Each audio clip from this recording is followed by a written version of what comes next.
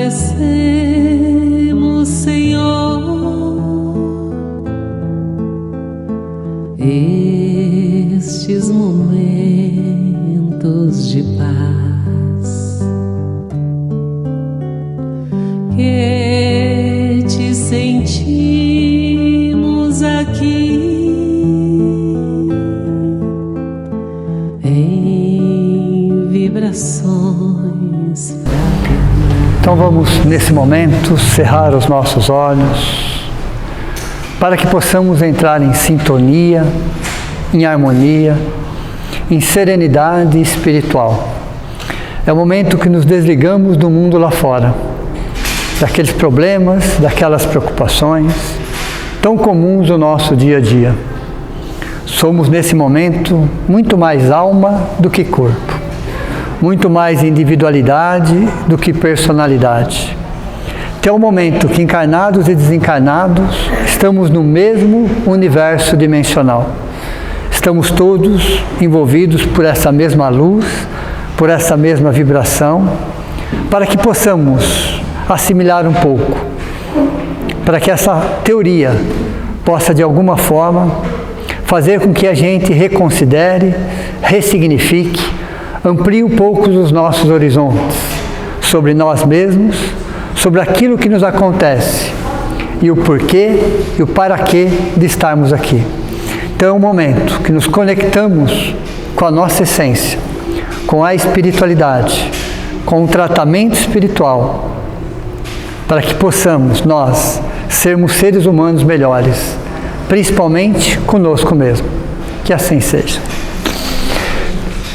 Já que vocês trouxeram o equipamento de escalada, né, estamos subindo uma montanha, e o primeiro degrau chamou humildade, aí nós temos uma semana, né, para pensar sobre aquela virtude, sobre o primeiro degrau, sobre o primeiro passo. Hoje nós estaremos falando sobre o segundo degrau, o segundo passo. Sempre se lembrando que dentro de um degrau nós temos subdegraus, lembram disso ou não? E dentro dos subdegraus temos subdegraus. Então a caminhada ela é lenta, ela é devagar, porque cada subdegrau subido, conquistado, vai exigir esforço. Então é como se estivéssemos subindo mesmo, literalmente falando. Subindo uma escada, subindo uma montanha, subindo um monte. Nós temos que fazer força para isso. A força aqui é força moral. Ok? Então é como se nós estivéssemos subindo uma montanha e para isso precisávamos de equipamento. O equipamento é exatamente as ferramentas que nós precisamos para entender cada degrau, como isso se processa dentro de nós. Então, bem-aventurados os aflitos, porque serão consolados. Né?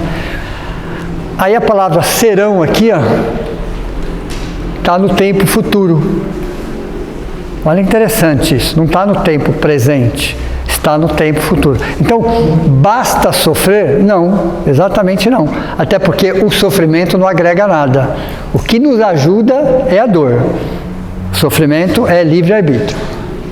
Então, esse segundo degrau, esse segundo passo, essa segunda virtude, chama-se resignação. E aí, quando eu olho para a palavra resignação, resignar mais ação. Então, não basta simplesmente ser passivo e achar que o fato de estar sofrendo não cabe em mim uma ação, dentro das minhas possibilidades, dentro do meu entendimento, dentro daquilo que eu possa fazer. Então as pessoas, elas são resignadas, mas não quer dizer que elas sejam acomodadas, que elas esperem as coisas acontecerem. O que estiver ao seu alcance, o que estiver dentro das suas possibilidades, ela faz. Mas ela entende que ela vai até um certo ponto. Dali para frente ela não vai mais, ok? Ali são outras forças agindo, outras forças. Então, resignação é resignar mais ação. Resignar é uma submissão paciente, mas é uma paciência ativa. Você tem a paciência ativa e a paciência passiva. Então, a primeira coisa é entender que tenho que ser paciente, sim, mas dentro de uma passividade ativa, que eu possa fazer pelo menos a minha parte. Que seja 1 milímetro, mas que seja 1 milímetro. Deu para você entender ou não? Porque é interessante. A gente, quando pensa um pouquinho sobre Deus, só de uma forma figurada, se Ele quisesse, Ele tira uma galáxia daqui e coloca aqui numa questão de segundos. Vocês concordam ou não? Para Ele não ter dificuldade nenhuma fazer isso. Mas Ele não pega um livro da mesa e põe na sua mão. Entenderam ou não? Ele muda uma galáxia de lugar, mas Ele não pega um livro da mesa e coloca na sua mão. Porque pegar o livro da mesa cabe a nós. Entenderam? Então muitas vezes nós ficamos aguardando Deus, a espiritualidade, fazer coisas que só cabem a nós fazer. Então não espere de Deus ou da espiritualidade superior aquilo que nos cabe.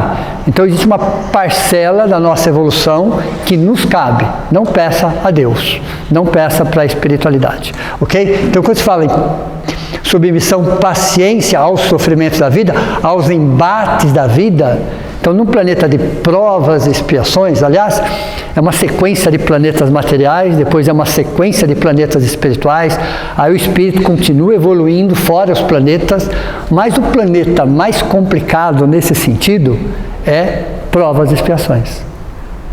É o segundo planeta na escala, mas é o planeta mais complicado, provas e expiações. E é o que tem, relativamente, um curto período de tempo. Por exemplo, um planeta primitivo são milhões de anos. Mas milhões de anos. Porque os seres ali só estão inseridos nas leis naturais. Só estão inseridos, ali eles não estão sendo inseridos na lei de causa e efeito. Não cabe ele. Então você vem como um princípio espiritual. Os nossos animais são princípios espirituais em evolução. Os princípios espirituais, mesmo ser na forma humana mais primitiva, ele também não está inserido nas leis de causa e efeito. Porque ele é protegido pela sua ignorância. Ele vive basicamente para os instintos. Basicamente para uma questão de sobrevivência. Quando que vai aparecer a lei de causa e efeito? Olha, interessante, mais ou menos 4.000 anos antes de Cristo, 3.000 anos depois de Cristo. Então a fase chamada provas e expiações é um período de 7.000 anos. De 7.000. Alguns acordam no primeiro milênio, outros acordam no segundo milênio, outros no terceiro. Nós estamos no primeiro século do último milênio. Nós estamos no primeiro século do último milênio. Então, de acordo com os engenheiros siderais, vamos falar assim, os prepostos de Jesus, um planeta de provas e expiações, que é o nosso, ok? Dura, quando eu falo planeta, pessoal, não estou falando da questão física do planeta, não estou falando de natureza, estou falando de uma vibração nossa. Então, um planeta de provas e expiações dura na nossa contagem de tempo. Por que na nossa contagem de tempo? É a contagem do planeta Terra, né? Que você tem 3 movimentos, certo? Sim? Rotação, translação e precessão dos equinócios, que acontece aproximadamente a cada 26.000 anos. Mas é o terceiro movimento, ok? Então nós temos a rotação, 24 horas, né, a translação 365 dias e a precessão de equinócio. Porque o planeta Terra ele não tem um eixo, ele está inclinado esse eixo, quase 23 graus. Então o que acontece? É como um peão girando, porque ele está inclinado 23 graus. Então é como um peão girando. Então essa volta inteira chama precessão dos equinócios. Nós estamos inseridos, esse é o terceiro tempo. Entenderam ou não? Então o nosso planeta tem 3 tempos. Nós estamos inseridos nesse tempo. Então, nesse tempo, são 7.000 anos. 4.000 anos antes de Cristo, 3.000 anos. É a fase de provas e expiações. Entenderam ou não? Então, dentro desses 7.000 anos, nós reencarnamos várias vezes, muitas vezes, dentro desse processo. Então, o planeta de provas e expiações é o planeta rebelde, vamos dizer, se nós somos adolescentes. Tudo bem? Não concordamos com nada, brigamos com tudo, exigimos demais, bem aquela fase que todos nós já passamos. Hormônios em fúria, não é assim que funciona? Então nós somos exatamente provas, expiações, é isso. Depois vai para a regeneração, não é um planeta. A regeneração é uma vibração para você ir para um outro planeta, que seria planetas felizes. Então regeneração, o próprio nome já é autoexplicativo. Espíritos que estão regenerando. Num conceito muito básico. Mesmo quantidade de tempo, mais ou menos? Então, é para ser mais curta. Por que será que é para ser mais curto na nossa contagem de tempo? Por quê? O planeta de provas e expiações é o doente que não acredita na própria doença. Regeneração é o doente que acredita na própria doença. Então faz diferença quando nós acreditamos na doença? Porque quando nós acreditamos, nós buscamos o tratamento. Quando nós não acreditamos no tratamento, eu terceirizo e justifico. Então não quer dizer que daqui, quando der esse prazo de 7 mil anos, o planeta vai explodir, não é isso? Não tem nada a ver com o planeta físico. Não tem nada a ver com o planeta físico isso. O planeta Terra vai acabar sim, daqui a aproximadamente 4,5 bilhões de anos. Isso quem fala é astronomia. O planeta Terra, né, tem 9 bilhões de anos, já foram 4,5. Então nós estamos na metade da vida dele. Então temos mais 4,5 bilhões de anos, de acordo com a astronomia. Então essas modificações, transformações não são físicas. Não são físicas, são vibracionais. Somos nós. Tudo bem? Agora, nós estamos no primeiro século do último milênio. Nós somos os trabalhadores da última hora. Deu para você entender ou não?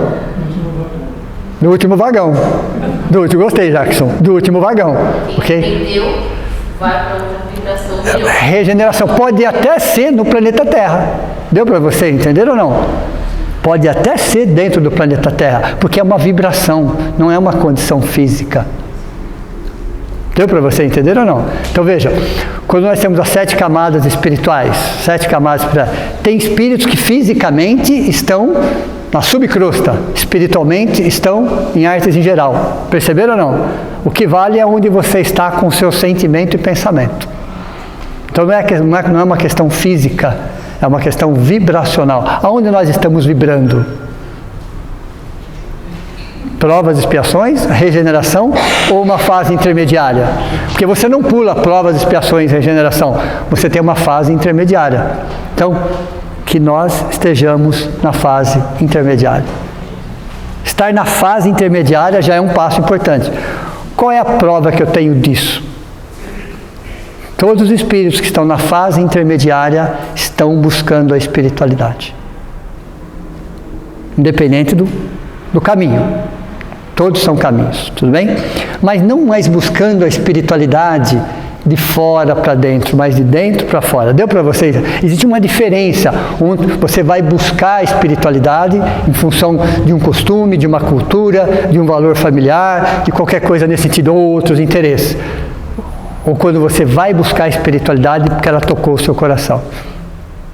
Deu para vocês entenderam ou não? Lembra da história do foguete que eu comentei? Dos 3 módulos do foguete? Religião, religiosidade e espiritualidade. Ok? Então nós temos que pensar que todos aqueles que estão na fase intermediária, eles estão buscando espiritualidade. Não necessariamente religião. Não necessariamente religiosidade, mas espiritualidade. Às vezes um cientista que se fala ateu tem muito mais espiritualidade do que um religioso. Deu para você entender ou não? Então, religiosidade, espiritualidade não tem exatamente vínculos com uma religião. Pode até ter, claro, não tem problema nenhum. Uma Madre Teresa de Calcutá, o Chico Xavier, uma Irmã Dulce, todos eles estavam vinculados a um aspecto religioso. E tinham uma espiritualidade muito alta. Deu para você entender ou não? Então, espiritualidade. Todos aqueles que estão buscando a espiritualidade já estão na fase intermediária. Já cansaram de algumas coisas. Já cansaram. A maioria foi muito mais pela dor do que pelo amor, mas já cansaram de algumas coisas. Não tem aspectos nossos, na nossa psique, que nós já cansamos? Sim ou não? É uma coisa nossa. Tem coisa nossa que nós já cansamos, que já esgotou. É a mesma coisa. Então tem hora que você precisa esgotar. E quando acontece esse esgotamento, o que acontece? A síndrome do copo vazio. Isso é um problema ou um desafio. O que é a síndrome do copo vazio? Todos nós que estamos na fase intermediária sentimos isso. A síndrome do copo vazio é aquele líquido que você não serve mais, aí você volta o copo e fala, e agora? Está vazio. Então todo aquele que está buscando a espiritualidade sofre da síndrome do copo vazio. Vou contar um exemplo para vocês disso. André Luiz, no livro Nosso Lar, ele foi amparado, ele foi abraçado, ele foi acolhido, ele aprendeu muitas lições. A partir do segundo livro, Os Mensageiros, ele estava sofrendo disso. Ele tinha acabado de ficar 1 ano em Nosso Lar, estava saindo em missão e ele estava sofrendo como se fosse uma depressão no plano espiritual. O orientador dele percebe a situação e fala para ele, André, você está sofrendo da síndrome do copo vazio. Ele falou, como assim? Tudo aquilo que você falava que era valor e que era referência para você, não tem mais. Nem o seu nome não é André, nem a sua esposa não tem mais, nem a casa, nem nada, você mora de favor. Veja, literalmente falando, agora que você vai construir, só que para isso o copo tem que estar vazio. Deu para você entender ou não? Porque não entra líquido novo em xícara cheia. Enquanto eu não estiver mantendo aqueles mesmos valores, aqueles mesmos interesses, aquela mesma arrogância, aquela mesma prepotência, não vai entrar nada, a xícara está cheia. Para entrar um líquido novo, necessariamente, a xícara tem que estar vazia. Só que quando ela está vazia, bate um vazio. Deu para você entender ou não? Aí ele fala, mas e a minha família? A sua família é a Elisa. Quem que era a Elisa na história de André Luiz? Quando eles eram adolescentes, na condição de encarnados, eles tiveram um caso de adolescente, ela acabou sendo expulsa da casa, porque ela era empregada, odiou ele por muitos e muito tempo, vai começar pela Elisa, ela vai ser a sua irmã. Entenderam ou não? Quer dizer, ele tem que começar a reconstruir todos os seus valores. É assim que funciona. Então, se preparem para a síndrome do copo vazio. Não é ruim. Não é ruim. É ruim porque é um vazio, mas ao mesmo tempo é a oportunidade de você colocar um líquido novo. E esse líquido entra de gota em gota. Seria um recomeço? Seria o recomeço. É de gota em gota. São pequenas ações, são pequenos gestos, são pequenas mudanças, cada vez uma gota diferente. Uma gota. Essa xícara vai enchendo. Deu para você entender ou não? Mas fiquem com essa analogia da xícara. Xícara cheia não entra líquido novo. Enquanto a nossa xícara estiver cheia, não vai conseguir entrar. A partir do momento que ela estiver vazio, e como que eu desvazio essa xícara? A vida vai desvaziando. As decepções, as mágoas, os ressentimentos, as decepções. Felicidade é igual realidade menos expectativa. Entenderam? Lembra dessa fórmula? Felicidade é o quê? Realidade menos expectativa. Ame a realidade, não ame a expectativa.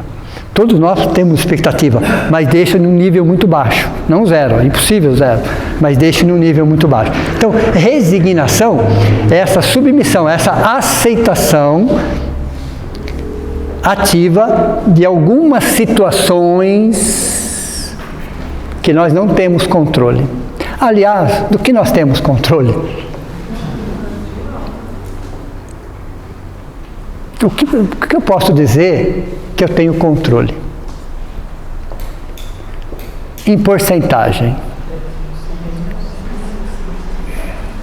Oi? Vamos lá. 10%. Então, de 100% do que acontece comigo no dia a dia, 90% está completamente fora do meu controle.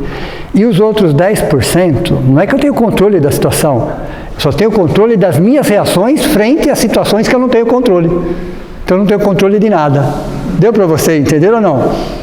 O meu controle se restringe a 10%, que significa o quê? As minhas reações frente às situações que eu não tenho controle.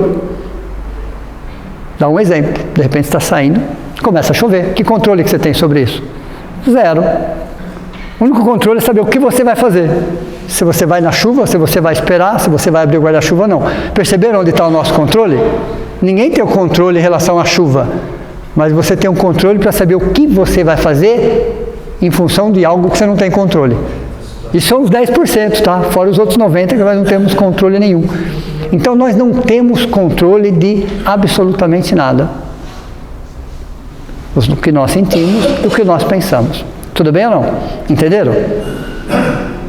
Então a vida acaba nos ensinando, né? Às vezes pelo amor ou pela dor. Aliás, a dor só vem quando o amor não resolve. Então o amor vem em primeiro lugar, em segundo lugar, em terceiro lugar, em quarto lugar, em quinto lugar. Lá para o 10º vez ele vem e fala, não resolveu. Ele chama a amiga a dor e fala, agora é com você. Uma dor de baixa intensidade, uma dor de média intensidade, uma dor de alta intensidade. É assim que funciona. Mas somos nós que pedimos a dor. Não existe a dor nas leis universais. Ela vai existir num planeta primitivo? Vai, porque a dor é evolução. Deu para você entender ou não?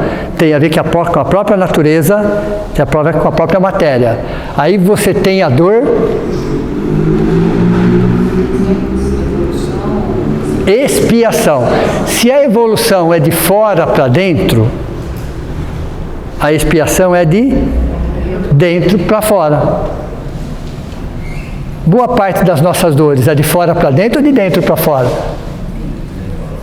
De dentro para fora, perceberam ou não? É a forma que nós interpretamos. Depois temos outro terceiro nível de dor chamado dor auxílio, promovida pela espiritualidade superior para corrigir a nossa rota. E depois temos a dor sensibilização. Então a dor aqui, ó, está até aqui, ó.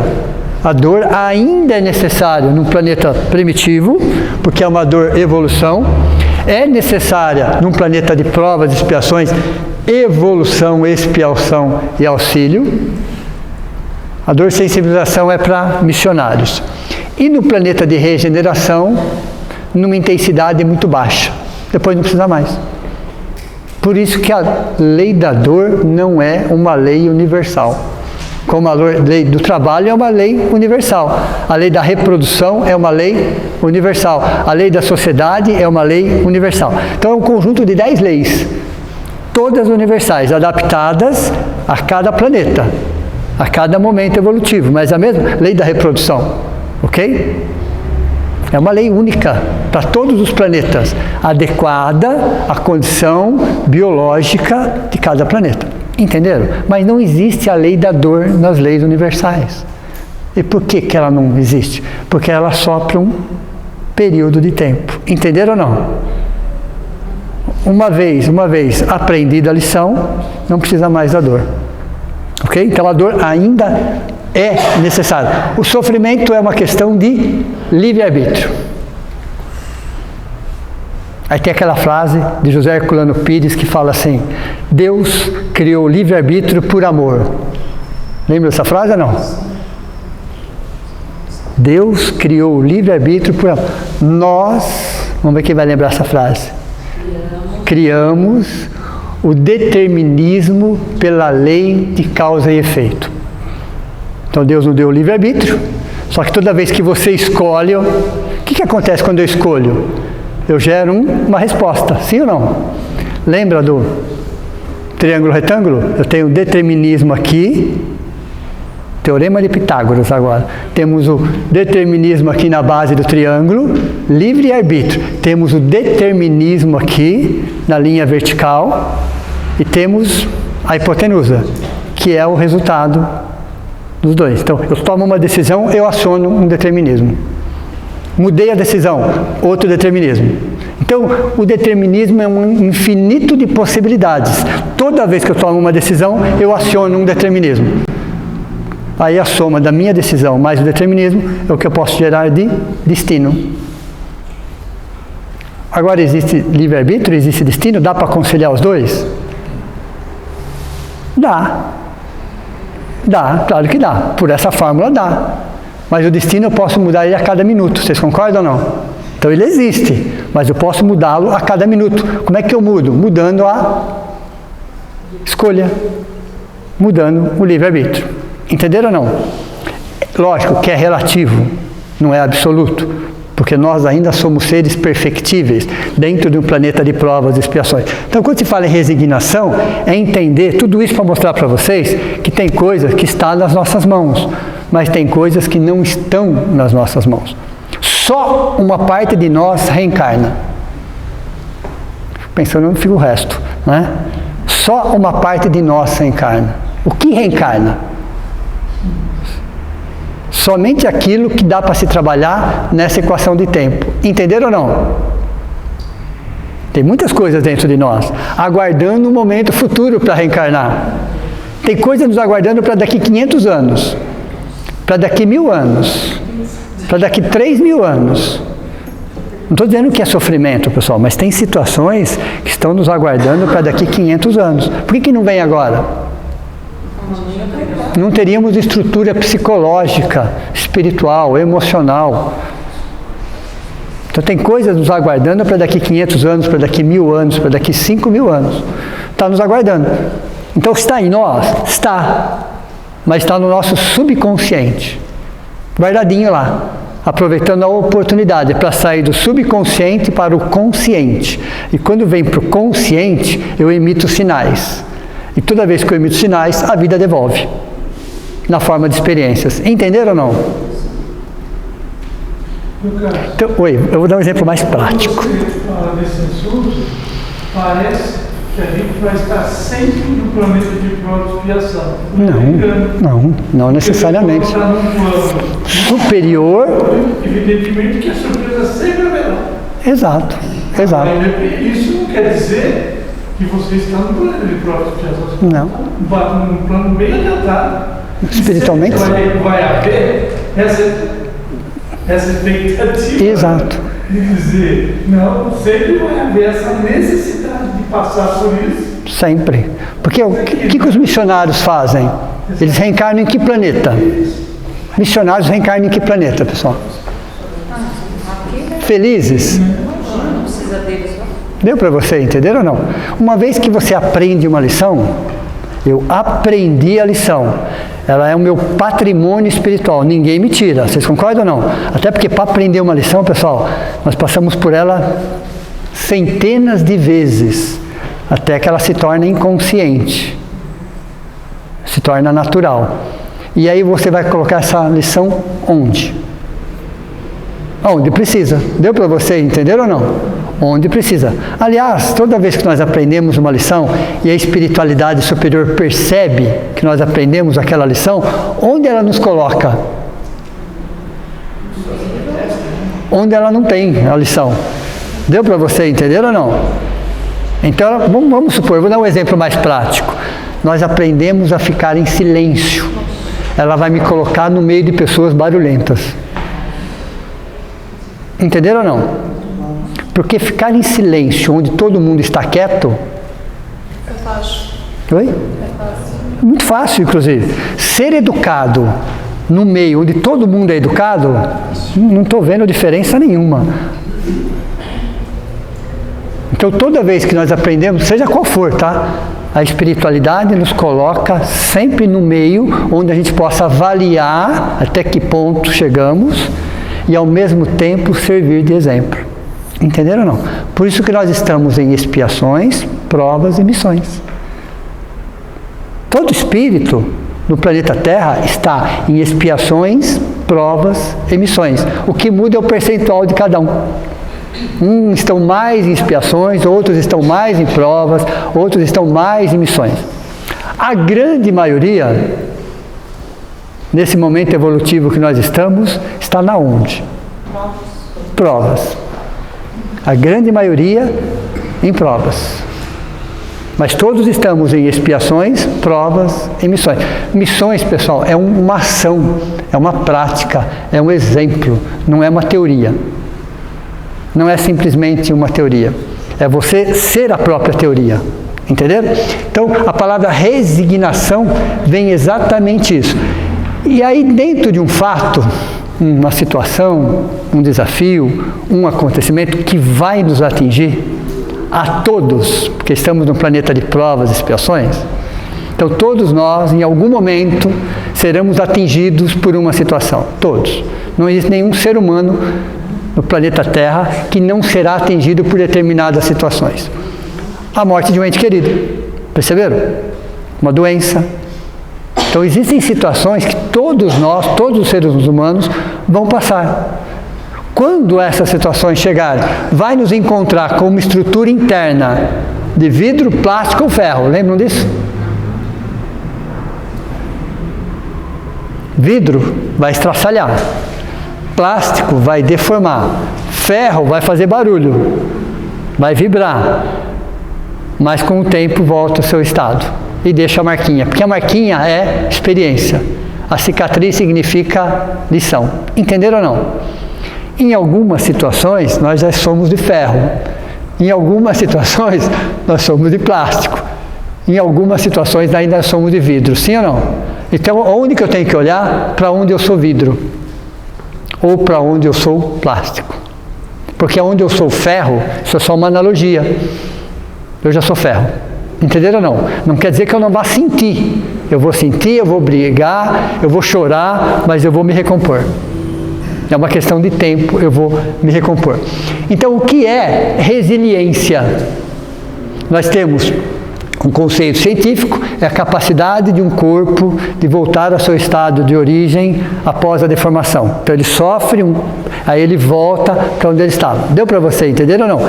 Então, isso, o que ele faz? O que acontece? Ele sofre o impacto ou a deformação, mas assim que cessam as forças, ele volta no seu estado de origem. Então um aspecto científico, um conceito científico, que vem da física, inclusive, é exatamente em qualquer corpo voltar ao seu estado de origem após cessada as forças de deformação. No conceito psicanalítico, que mais nos interessa, a essência é a mesma, ok? Depois de passar daquela fase, você volta no que você estava. Você volta, você não deixa que aquilo te deforme ou te estraçalhe. Mas isso é uma decisão. Você pode levar um tempo mais ou menos longo, mas é uma decisão. O que eu não posso é carregar isso para o resto da vida. Daquela forma. Então, aliás, a dor intensa, ela tem uma durabilidade dentro de nós. A dor intensa. A espiritualidade fala em 90 dias. A dor intensa. Passando disso, se ela estiver com a mesma intensidade, o problema já não é mais o fato. O problema não é o fato, o problema somos nós. Com a mesma intensidade. Deu para você entender ou não? Se ela for diminuindo a intensidade, isso faz parte, claro, é evidente. Pode ser que esporadicamente você pense naquilo, você chore, mas isso faz parte. Mas a sua vida continua. Nós temos que entender que a nossa vida tem que continuar. Perfeito? Então, resiliência é essa capacidade. Então, o conceito psicanalítico é bem próximo ao conceito científico. É a capacidade das pessoas que sofreram traumas, que sofreram decepções, mágoas, ressentimento, dissabores, depois de um tempo, elas voltarem e continuarem a vida. Não é para esquecer, aliás, se tiver que esquecer, pessoal, é um problema de memória aí. Nada é para ser esquecido, é para ser ressignificado. Perceberam a diferença ou não? Então, aquele trauma que aconteceu, é para esquecer? Não, é para ser ressignificado. Eu tenho que dar um outro significado para aquilo, porque aquilo, querendo ou não, faz parte do meu crescimento em um planeta de provas e expiações. Entenderam ou não? Aí vem aquela frase, né? Diz assim, que no mundo existem injustiças, não existem injustiçados. Olha, interessante. Se todos nós estamos, é porque de alguma forma vibramos nesse nível. E se vibramos nesse nível, nós estamos propensos a passar por N situações. Situações nossas, particulares, e situações do meio. Que não são particulares, mas faz parte do nosso aprendizado. Entenderam ou não? Pode falar. O espírito que ele desencarna, né? Aí ele... Quem desencarna? O espírito, né? Um espírito, tá. Desencarna, espírito, né? Ele está naquele processo vibracional acima do normal, que ele está no estado regenerativo. Se ele tiver. Ele sofre essas mesmas influências do vidro, plástico e ferro ele está evoluído a ponto de não sofrer essas influências e o porquê que ele volta para cá, ele volta como missionário? Não, aí cada caso é um caso, claro, né? Todos nós estamos em... Ok? Todos nós estamos em prova e expiações. Todos nós estamos em missões também. O fato de desencarnar, isso não muda nada. Porque isso é uma questão espiritual, não é uma questão corporal. Então o fato de eu desencarnar, eu continuo sendo a mesma pessoa, com as mesmas qualidades, com as mesmas situações. Ok? O que acontece é que desencarnado, como a densidade do meu corpo é muito mais leve, eu fico mais sensível a algumas coisas. Eu consigo perceber de forma mais ampla algumas situações. Isso me ajuda num processo de ressignificação. Em média, todos não. Tem os que se revoltam ainda mais. Então o fato de você ter um corpo muito denso, muito pesado como nós temos, isso abafa muita coisa. Uma vez que você não tem esse corpo tão pesado, tão denso, você consegue ficar mais perceptível a algumas situações. Tanto que os espíritos que estão, principalmente em colônias espirituais, são colônias de refazimento, coisas que para eles na condição de encarnado era muito importante e na condição de desencarnado não é nada importante. E vice-versa. Coisas que aqui não tem importância nenhuma, passa a ter uma certa importância. Então, o espírito desencarnado, ele consegue, se ele quiser, ter uma visão um pouco mais ampla em relação a isso. É interessante em cartas de psicografia, nós já participamos aqui na casa, e às vezes o ente querido, que já desencarnou já há algumas décadas, né, algum tempo, ele traz a carta, mas aquilo exatamente que ele era apegado, que ele gostava, que ele comentava, ele nem coloca aquilo na carta. Aí o familiar fala, não é a mesma pessoa. É a mesma pessoa. Porém, da onde ele está, enxergando a vida de uma forma mais ampla, ele vai perceber que aquele excesso de apego era aquele momento. Da onde ele está, aquilo já não tem tanto valor. Então, acontecem algumas mudanças, sim, principalmente em questão valores materiais. Principalmente. Então, todo espírito que é extremamente apegado a valores materiais, ele sofre um pouco mais no plano espiritual. Ele sofre. Porque ele continua apegado. Só que, cadê a matéria? Cadê as coisas? O livro Nosso Lar, o filme Nosso Lar, fica bem claro isso. Era um médico extremamente reconhecido, extremamente famoso, extremamente arrogante, extremamente prepotente, extremamente vaidoso, que em Nosso Lar não servia nem para limpar vômito. E aí? Imagine onde você vai enfiar a sua arrogância nessa hora, o seu conhecimento. Não servia, nem para isso. Um auxiliar do auxiliar do auxiliar era muito melhor do que ele. E aí? Como é que você explica isso? Pega todo o seu conhecimento, toda a sua arrogância, toda a sua prepotência e não serve para nada. Mas eu era... Aí então. Aí chega lá, trocam até o seu nome. Nem o nome já não é o seu. Não é literalmente falando. Perceberam? Então, o que eu tenho, pensando nisso, o que eu tenho que pensar, agir, refletir enquanto estou encarnado? Dar às coisas os valores que elas têm, só. Entenderam ou não? Ter, sem que o ter te tenha. Perceberam ou não? Ter, claro, precisamos, é evidente, mas sem que o ter te tenha. Que os seus valores sejam mais espirituais do que materiais. Se eu começar esse exercício agora, o que vai acontecer quando eu estiver no plano espiritual? É uma continuação. Entenderam ou não? É só uma continuação, porque você já foi se acostumando com isso. Ter sem que o ter te tenha. Então dê às coisas materiais aquilo que realmente elas valem, não mais do que aquilo. Porque se eu me apegar em excesso, o que vai acontecer? O sofrimento vai ser muito maior. Muito maior, muito maior. Aí tem aquela perguntinha básica. Quem é você? Lembram disso ou não? Você vai falar tudo da última reencarnação. Nenhuma resposta interessa. Quem é você? E você vai falar tudo das suas referências. Mas a pergunta não é essa. Quem é você? Exato. Perceberam então? Então eu preciso entender qual é a minha essência. Eu não estou desvalorizando a personalidade, eu estou valorizando a individualidade. Entenderam ou não? A personalidade é importante? Claro que é evidente. É uma fase reencarnatória, é um degrau, tem a sua importância. Mas uma vez cessada, a personalidade acaba, ela tem prazo de validade. Entenderam ou não? A personalidade tem prazo de validade. Ela acaba. Não me recordo se eu já fiz essa pergunta e se teve a resposta também não me recordo. Quando chega no plano espiritual, a gente lembra das encarnações anteriores a essa ou não, só vai essa última? Depende, cada caso é um caso. Se estamos em tratamento e não entendemos determinadas coisas, eles trazem mais 2, 3 ou 4 reencarnações anteriores, para você entender o porquê. Se você não precisar e já entender, melhor ainda. Eles podem trazer até 5, 6 reencarnações atrás, para onde tudo começou.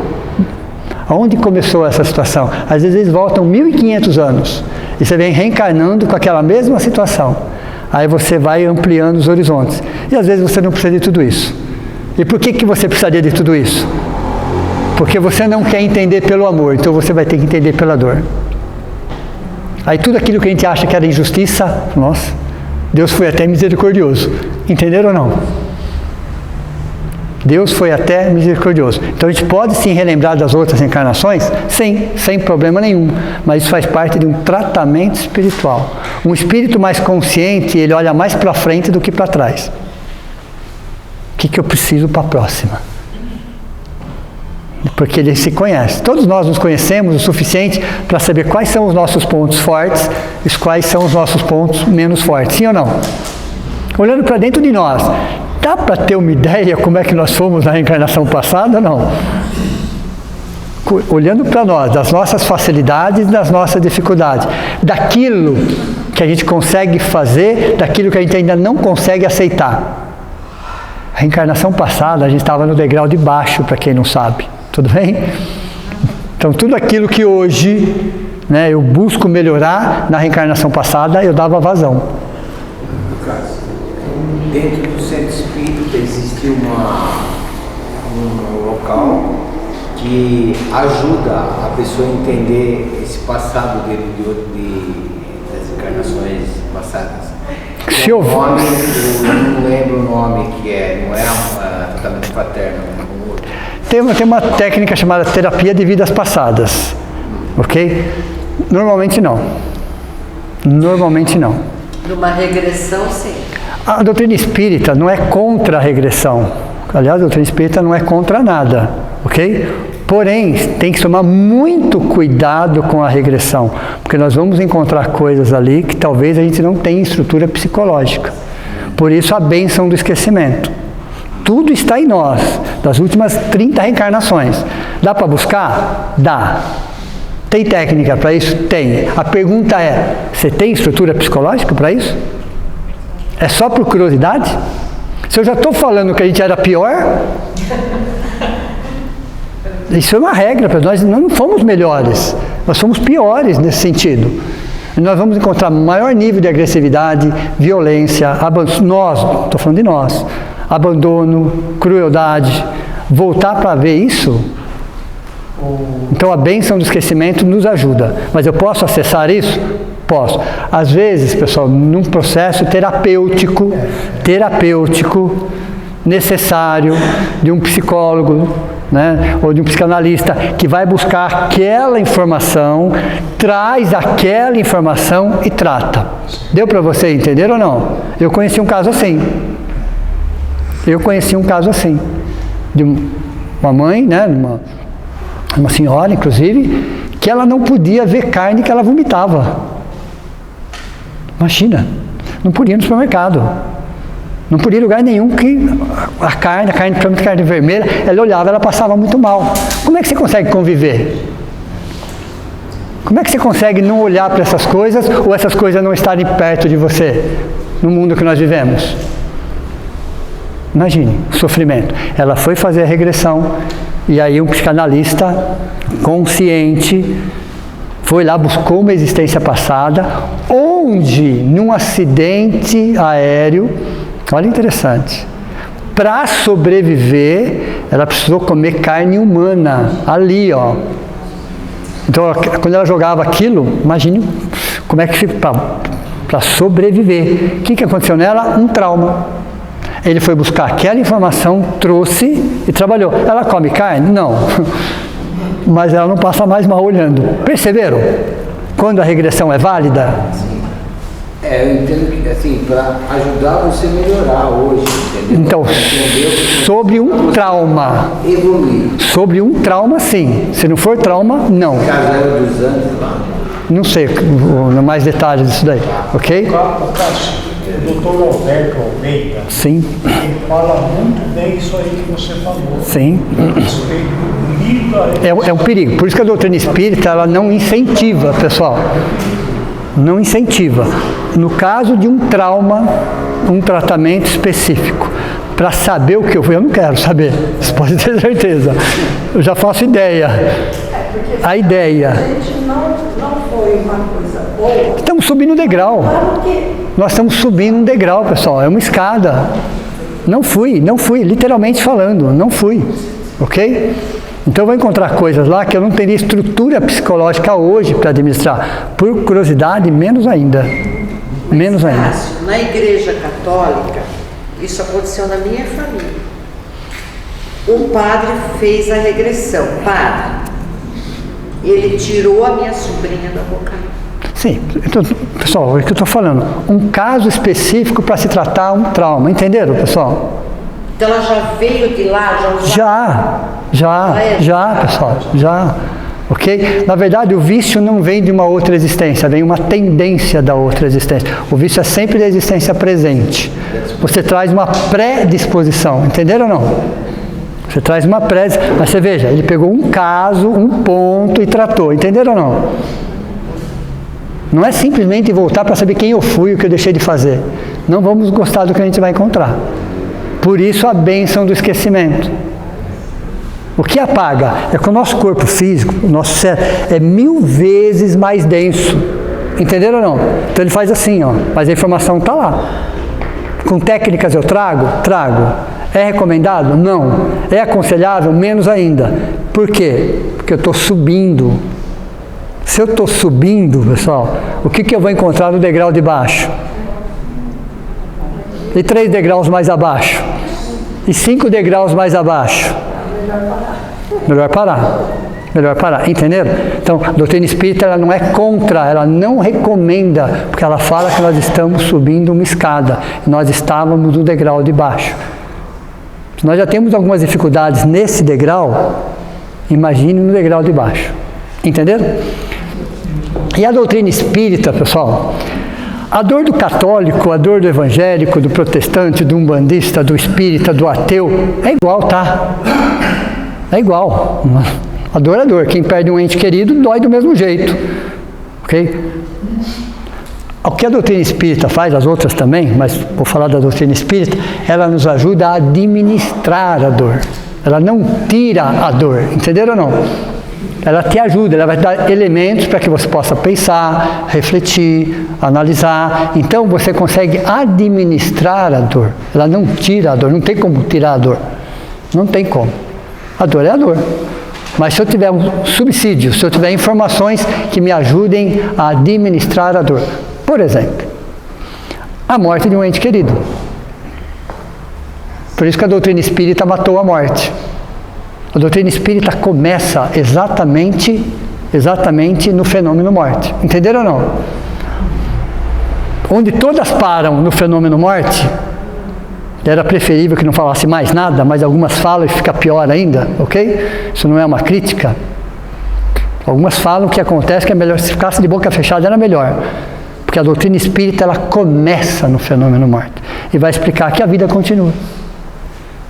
Vai explicar que a vida continua tão dinâmica quanto. E você recebe, às vezes, uma mensagem, um sonho, uma informação. Quer dizer, você tem elementos para você administrar a dor. Não quer dizer que você não vai sentir a dor. Você vai sentir com a mesma intensidade. Porém, você tem elementos racionais para administrar a dor. A própria reencarnação. Tudo bem? Ó, quem não se resigna está sempre sofrendo. Então a resignação traz para nós uma certa calma, uma certa tranquilidade. A pessoa que não trabalha a resignação, trabalha a inaceitação, a revolta, a mágoa, a injustiça, ela está sempre sofrendo. A nossa resiliência, olha interessante isso, a nossa resiliência é proporcional ao nosso nível de espiritualidade. Não estou falando de religião, não estou falando de religiosidade. As pessoas mais resilientes é aquelas que têm um nível maior de espiritualidade. Espiritualidade, para quem não sabe, é um jeito de ser. Uma pessoa de boa índole é uma pessoa que traz uma espiritualidade. Deu para você? Uma pessoa que não pensa em prejudicar ninguém, procura sempre fazer o seu melhor, respeita a natureza, respeita o seu... Isso são níveis altos de espiritualidade. Então, essas pessoas que têm um nível alto de espiritualidade, que é um jeito de ser, tem um nível grande de resiliência. Então a resiliência tem a ver com espiritualidade, ok? E quanto nos ensina a dor e o sofrimento? Vamos olhar um pouquinho para a nossa vida. Algumas coisas nós ressignificamos, nós ampliamos, nós sensibilizamos, graças à dor, ao sofrimento. Porque é o nosso momento evolutivo. Então, num planeta de provas e expiações, a dor é uma professora eficiente, corretora de desvios comportamentais. Vamos olhar para a nossa história e perceber quantas lições nós aprendemos pelo amor e quantas lições nós aprendemos pela dor. A maior parte foi pela dor, não foi? Que fez com que a gente ressignificasse, que a gente ampliasse aquele conceito, mas foi a dor. Não que o amor não estivesse lá, mas nós queríamos aprender, foi uma decisão, aprender pela dor. Está valendo, não tem problema nenhum, é uma decisão. Tudo bem? Veja, quem não espera, então o esperar aqui, pessoal, a gente fala, a palavra esperança, no esperar, é também uma forma resignada e ativa. No esperar não é ficar de braço cruzado. É você fazer aquilo que está ao seu alcance, aquilo que está de acordo com as suas possibilidades. Então, quem não espera acaba desesperando. As pessoas se desesperam. Então, o desespero, que significa o desespero? Baixo nível de resiliência. Uma inaceitação da vida como ela é, das pessoas como elas são, dos fatos como acontecem. Isso acontece o quê? Um desespero. Todos estamos inseridos na lei de causa e efeito. Sim, todos. Mas é interessante essa lei de causa e efeito no nosso caso. A questão 621 do Livro dos Espíritos, a pergunta é: onde está escrito as leis de Deus? E a resposta: na consciência dos homens. Mas não existem... leis de Deus é uma só. Não existem duas, não existem três, não existem 10, ou 50, ou 1000. É uma única lei. E ela está inserida na consciência, desde o princípio espiritual, até um espírito, até um anjo, até um arcanjo, até um Cristo. É a mesma lei. Só que ela está condicionada ao seu momento evolutivo. Entenderam ou não? Olha que interessante isso. As leis são as mesmas que regem um Cristo e um habitante de um planeta de provas e expiações. As leis são as mesmas. Não existem duas leis. Porém, ela está condicionada ao seu momento evolutivo. O que significa isso? Que nós somos protegidos pela nossa ignorância. É justo isso? Ser protegidos pela nossa ignorância? Sim, é justo. Precisa saber até que ponto somos ignorantes. Mas somos protegidos pela nossa ignorância. Então veja, estamos inseridos, mas ela não é linear. Você oscila em cima dela. Entenderam ou não?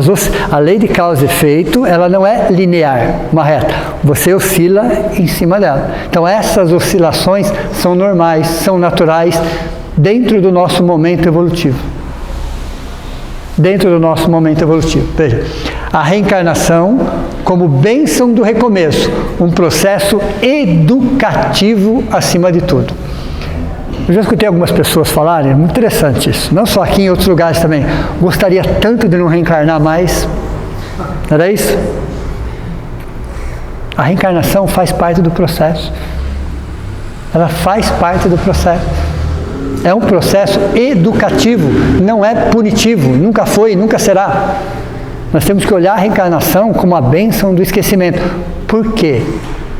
Porque o sofrimento o lado de lá tem uma característica muito interessante. Ou você é muito mais feliz, ou você é muito mais infeliz. Lá não tem muito meio termo. O plano espiritual não tem muito meio termo. O nosso corpo espiritual que é 1000 vezes mais leve que esse, 1000 vezes, estampa nele as nossas emoções. Aqui a gente dá uma disfarçada, né? Lá não dá para dar uma disfarçada. Não tem vírgula. Não tem vírgula. Então o corpo espiritual, ele muda de tonalidade. Ele vai escurecendo. À medida que você vai sentindo, ressentindo, ele vai deformando e escurecendo o corpo espiritual. Porque ele é leve, ele é muito leve. Mágoas, ressentimentos, ódio, sabe, desejo de vingança, ele vai deformando o corpo espiritual e vai escurecendo o corpo espiritual.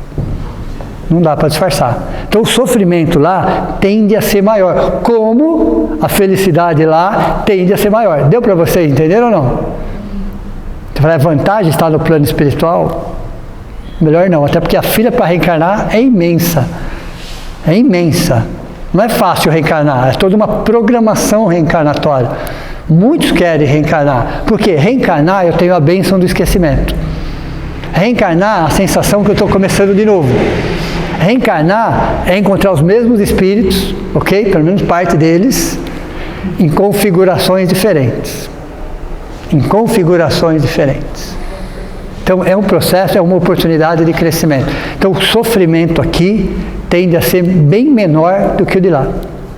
O Carlos. Oi. E tem essa de vir compulsoriamente, se não quiser, vem. Vamos dizer assim, a reencarnação é uma lei, ok? Todos vamos reencarnar. Você pode reencarnar como missão, tudo bem? Eu não tenho mais necessidade de reencarnar em um planeta de provas e expiações, porque eu já aprendi todas as lições. Eu não preciso mais. Por que reencarnaria então? Missão. Deu para você entender ou não? Provas. Eu já aprendi a teoria. Eu preciso das provas materiais. Expiação compulsória. A expiação normalmente é compulsória. O seu anjo da guarda, sua família espiritual que vai coordenar a reencarnação para você. Porque às vezes você não tem o mínimo condição nem de conversar. Você está tão fora de contexto, e aí você tem um processo. Eu vou me aprofundar um pouquinho mais aqui. Já ouviram falar de ovoides? O que acontece com o corpo humano? Se ele ficar sem movimento em uma cama, ele não vai se fechando? Ele vai se fechando até a forma de um ovo, não é assim? Ele vai se fechando, vai contraindo, forma de um ovo. Espiritualmente, isso é muito mais rápido. Então, aquele espírito preso numa ideia fixa, numa monoideia, ele não movimenta o corpo. E aí ele entra no processo. Só que entre a forma humana e a ovoidização, você tem um intermediário, chamado zumbificação. Sabe os filmes de zumbi? É mais ou menos isso. Então são vários corpos intermediários entre um corpo humano e a ovoidização. Tem vários. Entre eles você tem a zumbificação. São deformações perispirituais. Às vezes esses corpos precisam reencarnar em planetas primitivos, choque na matéria, ficam pouquíssimo tempo, algumas horas ou alguns dias, voltam para o plano espiritual, já dá uma acertada forma e forma, deu para você entender de forma e forma, voltam para o plano primitivo, dá mais uma acertada forma e forma, mais alguns dias, traz para o planeta de provas e expiações, aonde é a escola dele. Entenderam ou não? Isso acontece. Oi? Então monstros existem, a gente vira monstros se a gente... Literalmente falando. No livro Nosso Lar,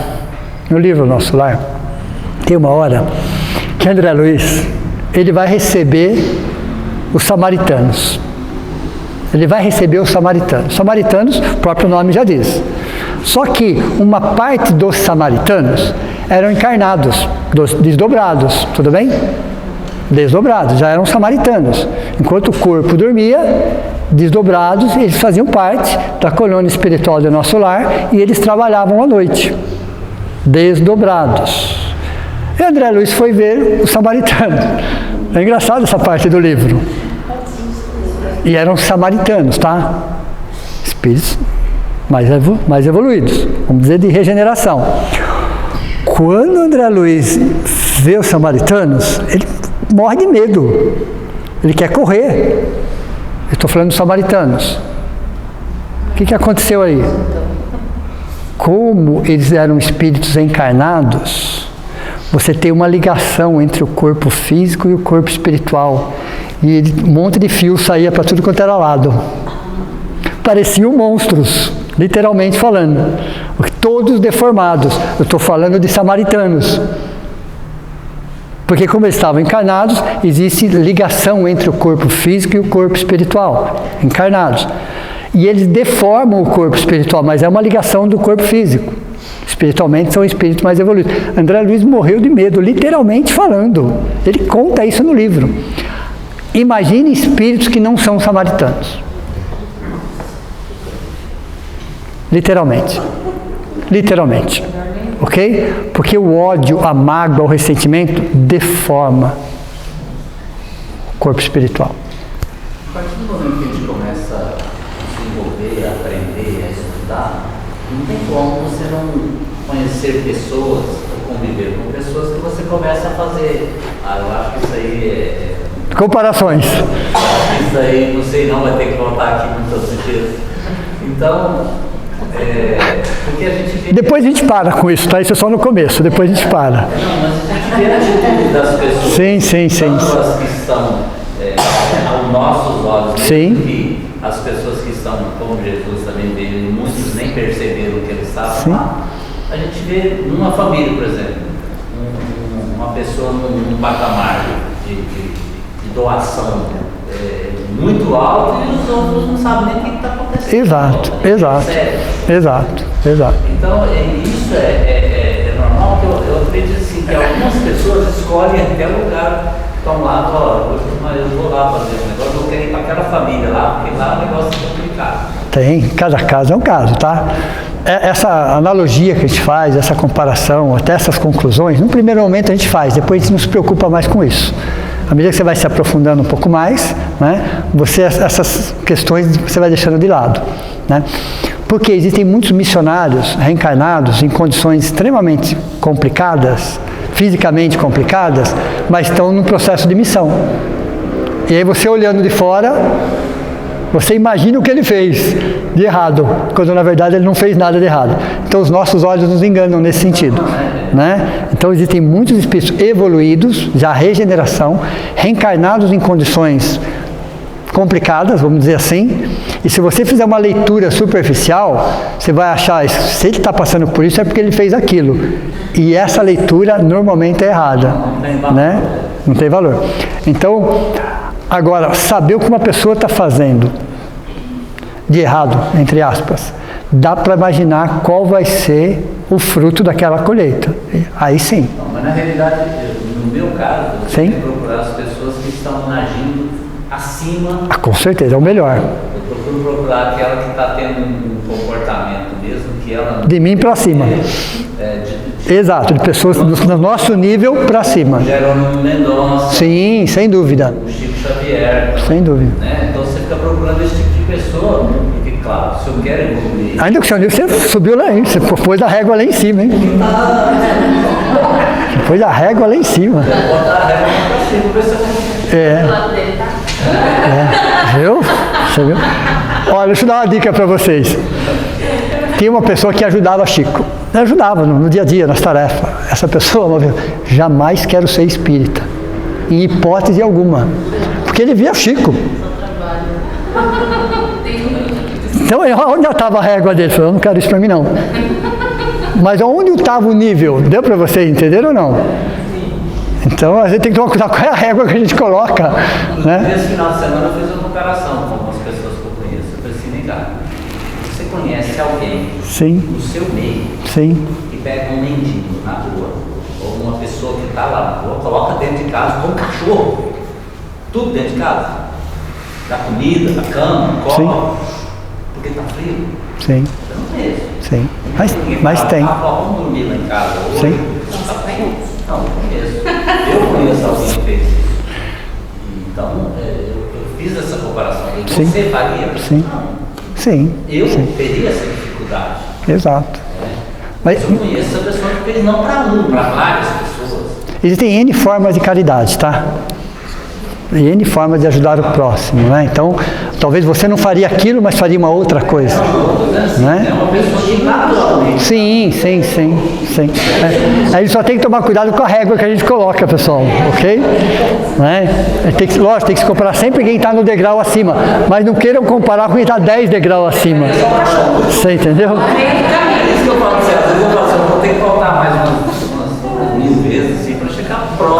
Ainda bem que é só você 1000 vezes assim. A pessoa é espírita, mas ela não é espírita. Sim, não. A gente que é de fora e está conhecendo a doutrina, Exato. eu soube dessa história e falei, nem ser espírita eu não faria um negócio desse. Eu ia julgar a pessoa primeiro, olhar e falar assim, ela tá sabendo o que ela quer, vou botar ela igual o cachorro pra dentro, mas ela não. É importante saber, pessoal, que todos nós, né, precisamos colocar o amor em ação. Lembra?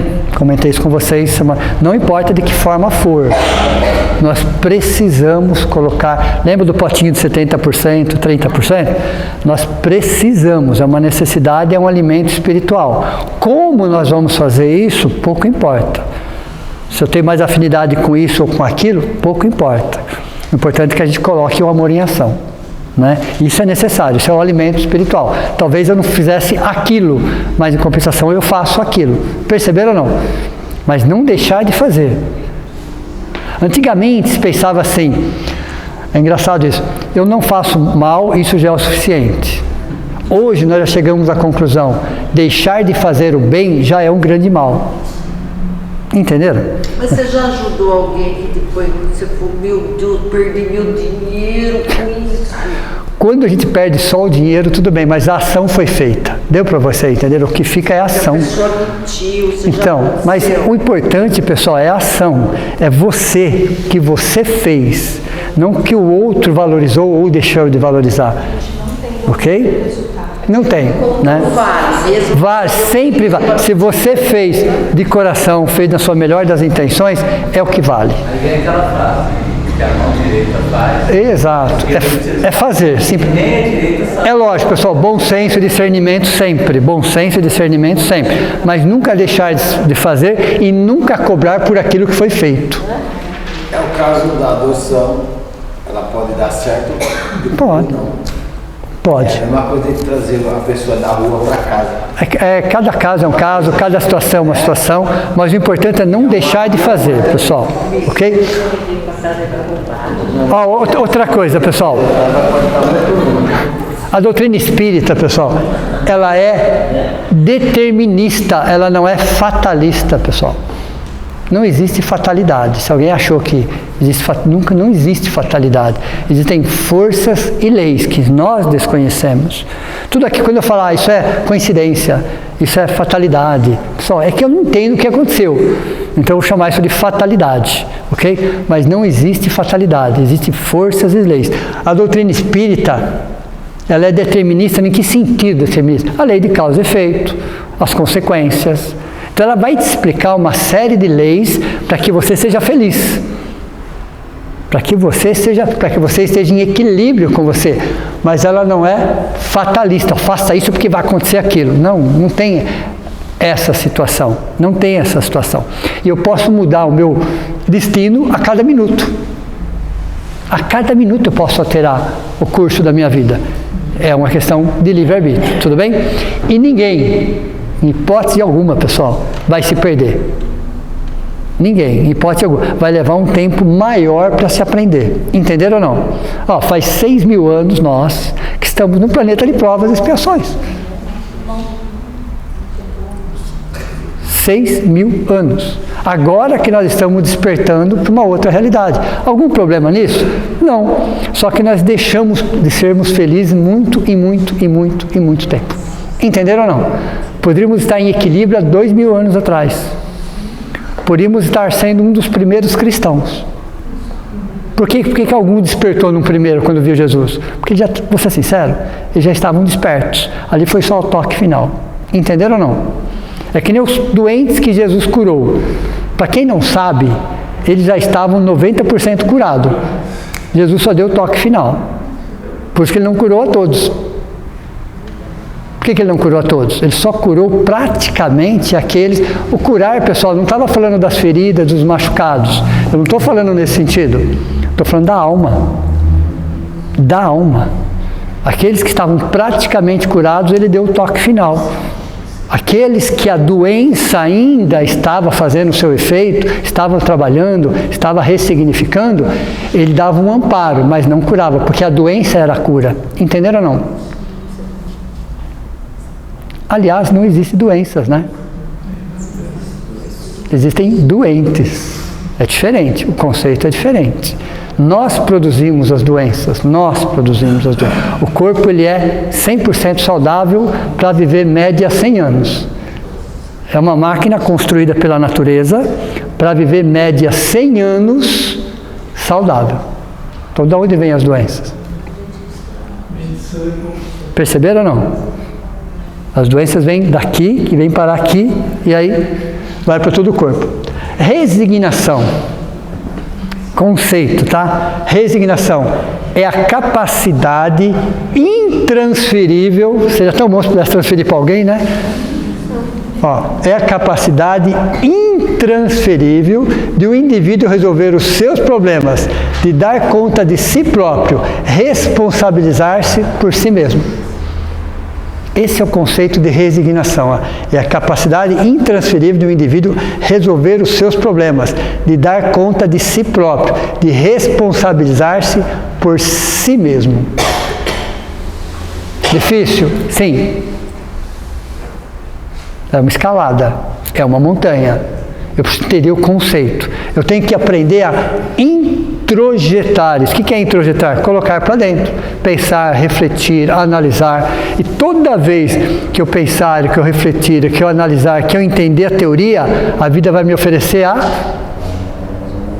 prática. Entenderam ou não? Faz sentido, não faz? Toda vez que eu aprendo uma teoria, meu espírito anseia pela prática. Essa prática vem dosada, pessoal, claro. Questão 621. Então, se aprender um pouco sobre resignação, então é um pouco de provas sobre resignação. É proporcional. É proporcional. Ok? À medida que eu aprendi 1 milímetro, vamos dizer assim, se pudesse mensurar isso, então a prova que virá é do tamanho de 1 milímetro. Entenderam ou não? Eu aprendi 1 centímetro, então a prova é 1 centímetro. Eu aprendi 1 metro, a prova é 1 metro. Então as leis de Deus são tão perfeitas, que elas respeitam o nosso ponto de maturidade. E se na prova a gente errar? Ela repete. Ela repete. Ela vai repetindo. Às vezes mudam-se algumas configurações, muda-se o meio, mas a prova repete. Não é punição isso. Não é punição, isso é educação. Chega uma hora que você aprende. Aí você vai repetindo aquele aprendizado, ele se torna inconsciente, patrimônio adquirido. Aí vem a prova, também, de novo. Só que aí você trabalha aquilo de uma forma tão natural, tão espontânea, tão leve que você não percebe. Simplesmente faz. Então, quando a gente admira os missionários, né? Nossa, que capacidade, né? Como é que ele consegue fazer tanto? E isso, e aquilo, e aquilo, e aquele outro. Eles estão há mais de 600, 700 anos fazendo aquilo. O que nós estamos começando agora, eles começaram há 600 anos atrás, há 1000 anos atrás. Sabe aquela fórmula que todos vocês conhecem? E Albert Einstein, que fala assim, E é igual a m vezes c ao quadrado? Energia é igual a massa multiplicada pela velocidade da luz ao quadrado? É curtinha essa fórmula, né? Não é curtinha? Ele levou 500 anos, para quem não sabe. Para quem não sabe, ele levou 500 anos para fechar essa fórmula. Há 500 anos atrás ele reencarna como filósofo, como matemático, já pensando nessas equações. Aí ele reencarna de novo, aí ele reencarnou de novo, ele reencarnou umas 4 vezes pensando nessa fórmula. Foi fácil chegar nessa fórmula? Foram 500 anos de estudo. Tá, e chegou para nós tão fácil. Então eu falo assim, Deus trouxe essa possibilidade para ele, esse dom.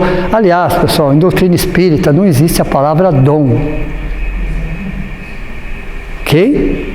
Esqueçam a palavra dom. Deus não dá nada para ninguém, além da vida e o tempo. A vida e o tempo, sim. Fora isso, é esforço próprio. É dedicação. É dedicação. Tá? Então, vou dar um exemplo bem prático para vocês. Vamos supor que com 5 aninhos, seu pai, ou sua mãe, ou avô, a tia, coloca você em uma escola de piano com 5 aninhos. Tudo bem? E você gosta. E você pega gosto por aquilo. E você não para de estudar nunca. Nunca. Depois de 50 anos, com 55 anos, você faz parte de um concerto. E alguém fala para você, que dom maravilhoso que Deus te deu, né?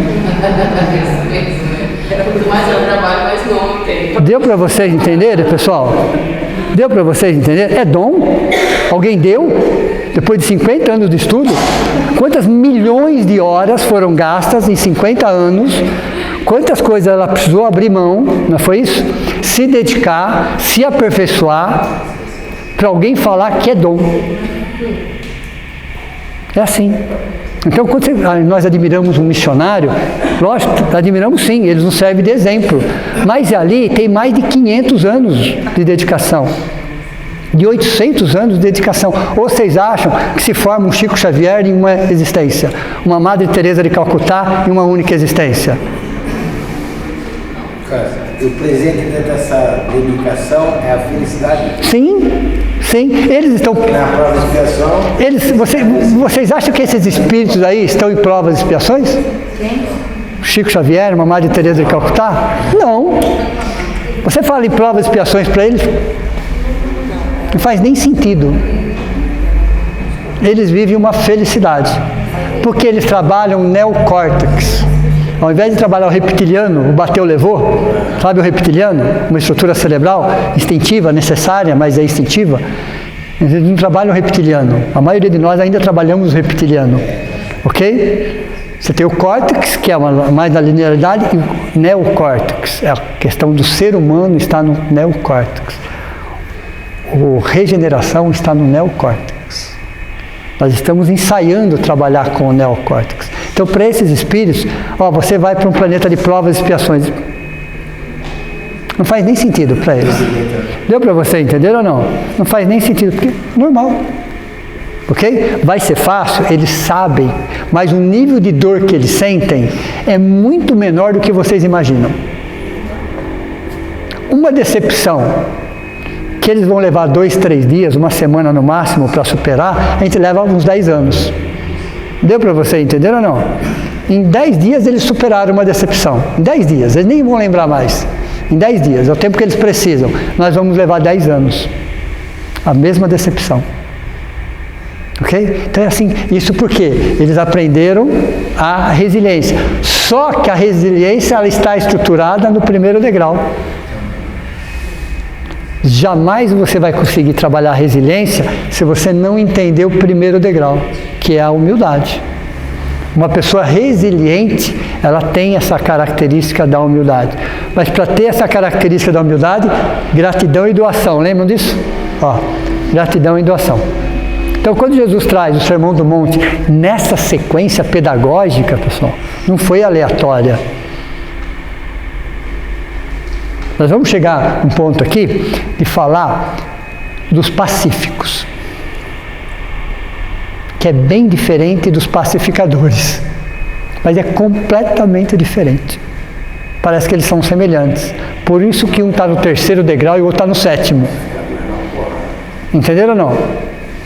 Ser pacífico é uma coisa, ser pacificador é outra. Por isso que o pacífico está aqui e o pacificador está no 7º degrau. Quanta coisa ele teve que aprender para ser pacificador. Entenderam ou não? Então, cada coisa vem no seu lugar. Então, a escada, a montanha, a escalada, o passo, para entender um pouquinho sobre resignação, que foi a aula de hoje, eu preciso necessariamente trabalhar a humildade. E aí tem uma outra palavrinha, todos vocês conhecem, chamado empatia. O que seria a empatia, que é diferente da simpatia, ok? A empatia é você se colocar no lugar. Você se colocar no lugar da pessoa e pelo menos perceber uma parte, claro, uma parte daquele sofrimento. E é interessante, no caso da empatia, interessante, às vezes até necessária, que você já tenha passado por aquilo. Por quê? Fica o registro, fica o aprendizado. É difícil você passar por uma dor ou ver uma pessoa tentar sentir uma coisa que você nunca sentiu. Diferente daquela pessoa que já sentiu, que já passou por aquilo. Ok? Então a empatia é você se colocar no mesmo lugar da pessoa, tentar sentir pelo menos uma parte daquilo que ela sente, mas necessariamente se você já viveu aquela situação, vou dar um exemplo mais prático. Para quem nunca passou por uma depressão, um exemplo, né? Pelo menos intensa. Falar sobre depressão tem uma conotação. Para quem já passou por uma depressão intensa, falar sobre depressão tem uma outra conotação. Entenderam ou não? Porque um vai falar com a inteligência, o outro vai falar com o coração. Falar com o coração é eu ter passado por aquela experiência, ter sentido na pele aquela experiência. Então, no planeta de provas e expiações, muitas experiências são comuns. Passamos basicamente por algumas experiências muito parecidas. Isso faz com que eu trabalhe a empatia, me colocar no lugar do outro, perceber um pouco da dor do outro. Isso está em resignação. Então, na resignação, eu trabalho a resiliência e trabalho a empatia. Então, antes de julgar, antes de condenar, antes de qualquer coisa nesse sentido, me colocar no lugar da outra pessoa. Porque é muito fácil, pessoal, julgar quando você não esteve lá. Você não esteve lá, você não sabe qual foi o tamanho daquela dor. O que levou aquela pessoa a fazer aquilo. Então tem hora que a gente tem que pensar que eu posso até não concordar com a atitude da pessoa, é um direito meu, mas jamais julgar, condenar, fazer qualquer coisa nesse sentido. Por exemplo, eu posso dizer o seguinte,